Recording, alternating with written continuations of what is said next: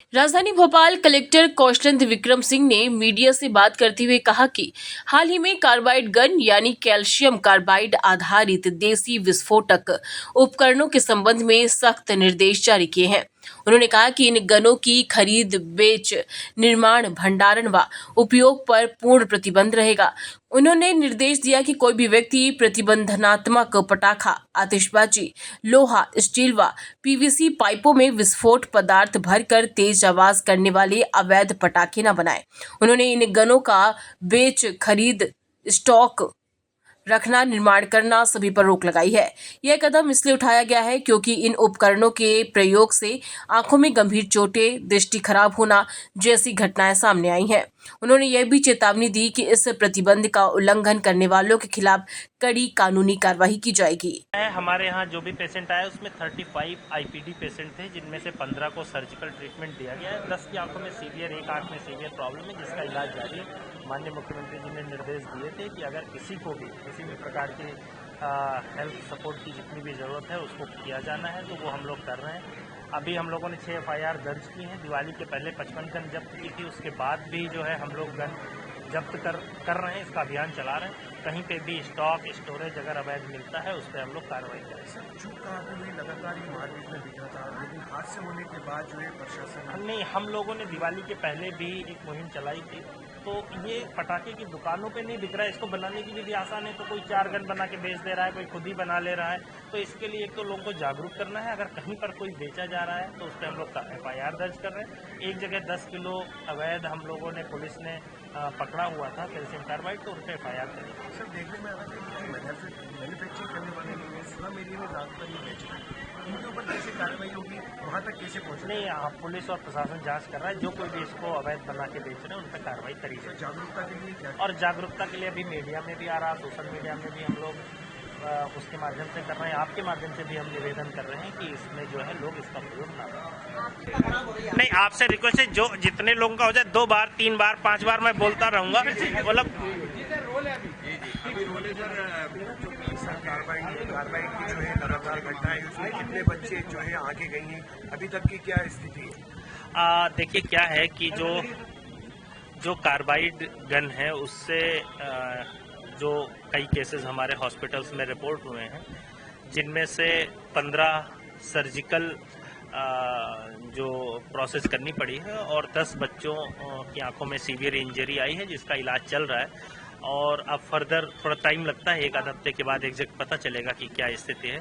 माननीय मुख्यमंत्री जी द्वारा निर्देश दिए गए हैं कि उनकी पूरी स्वास्थ्य की देखरेख और व्यवस्था करनी है, और उसके लिए जिस प्रकार की भी मदद की जरूरत पड़ेगी हम लोग करेंगे।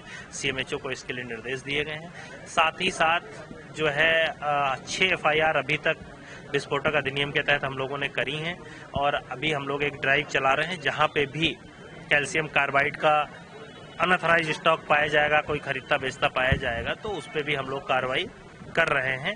सभी लोगों से हमारा निवेदन है कि इसका प्रयोग ना करें। पहली बार देखा गया है इस तरीके का उपयोग, तो उसको, और हम लोग ई-कॉमर्स वेबसाइट जहां ये कहीं बिक रहे हैं उनको भी लेटर लिख रहे हैं कि उसको तत्काल ब्लॉक किया जाए। तो इस तरीके से हम हर तरीके से कार्रवाई कर रहे हैं। माननीय मुख्य सचिव महोदय ने इसके लिए आज मॉर्निंग में बैठक करके निर्देश दिए। सर, इस पर देखा जाए कि जो बनाने वाले हैं वो इन लोगों पे कैसे आप प्रदान करेंगे? नहीं, अभी पुलिस इसकी जांच कर रही है कि कहां से कैल्शियम कार्बाइड मिला, कौन लोग ऐसी गन बना रहे हैं, और उनको जो विस्फोटक अधिनियम और दूसरी सुसंगत धाराओं में अभी उसकी SOP भी जारी हो रही है शासन से, तो उन सुसंगत धाराओं में हम लोग कार्रवाई करेंगे और जहां पे भी इसका स्रोत होगा वहां तक पहुंचेंगे। सर, ये कार्रवाई इतने दिन बाद की गई, जब ये घटनाएं सामने आई उसके बाद शासन में आगा, इसके पहले क्यों नहीं की? देखिए क्या है, इससे पिछले दिवाली तक तो कभी ऐसी कोई घटना प्रकाश में नहीं आई, और हम लोगों ने जिन लोगों को लाइसेंस दिए थे उनकी हमने 9 अक्टूबर को निर्देश जारी किए थे, रेगुलर चेकिंग कराई थी। तो जो लाइसेंसधारी हैं वो लोग इन गनों को नहीं बेच रहे हैं। आपने देखा होगा कि कोई लोग खुद ही बना ले रहे हैं, कोई YouTube से सीख रहा है, कोई जमीन में 4-6 गन लेके बेच रहे हैं। तो मतलब जो लाइसेंसधारी हैं जिन पे हमारा कंट्रोल है वो लोग नहीं। तो जब इसकी सूचना आई 9 अक्टूबर को, तो हमने टीम के दल गठित किए थे, 3-4 जगहों पे हमने रेड की थी, तो 55 गन जो है वो हमने जब्त भी की थी।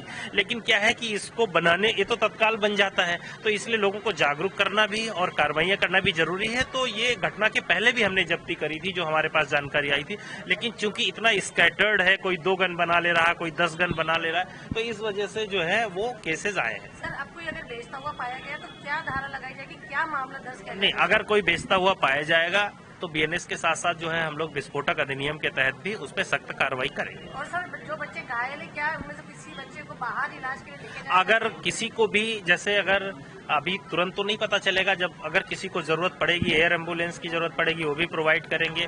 अभी हमीदिया में मैं कल खुद गया था, माननीय उप मुख्यमंत्री जी भी गए थे, तो जिस तरीके से हमीदिया हॉस्पिटल हो, एम्स में भी इलाज चल रहा है कुछ लोगों का सेवा सदन में, अगर किसी तरीके की कहीं पे भी एक्स्ट्रा मदद की जरूरत पड़ेगी तो माननीय मुख्यमंत्री जी के निर्देश है कि तत्काल जो है उन्हें उपलब्ध इसमें कराया टोटल जाए। संख्या क्या हो चुकी है अभी तक? टोटल संख्या क्या हो चुकी है? देखिए क्या है, अभी दो प्रकार के, केवल आई इंजरी के पेशेंट नहीं, रेगुलर में भी किसी का हाथ जल जाता है पटाखे चलाने में कुछ, और तो सारे केसेस जो है अभी हमारे हॉस्पिटल में है, हम उसको डिस्टिंग्विश करा रहे हैं। बट जो मतलब कुछ आंख में हल्का सा किसी को जलन हुई, उसको उन्होंने डॉक्टर के पास गए और ठीक करके घर भेज दिया गया।